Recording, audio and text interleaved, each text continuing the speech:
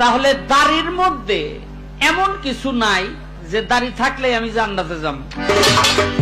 যদি দাড়ি থাকলেই জান্নাতে যাইতো তো আবু জাহেলই যাইতো, ওতবা যাইতো, সাইবা যাইতো।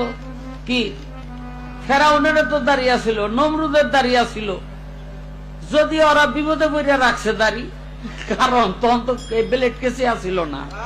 আমার পর্যন্ত ফেরেশতা হেই না, কারণ আমি নিত্য শেভ করি।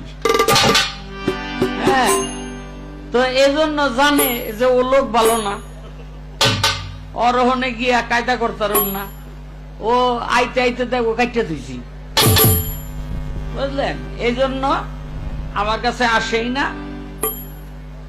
আবার মনে মনে চিন্তা করি, আবু জেহেলেরও কিন্তু দাড়ি ছিল কিনা?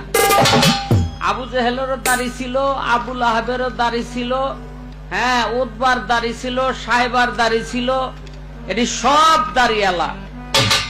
এখন বললেন খুরমুরা ছিল না, এই জন্য রাখছে আর কি।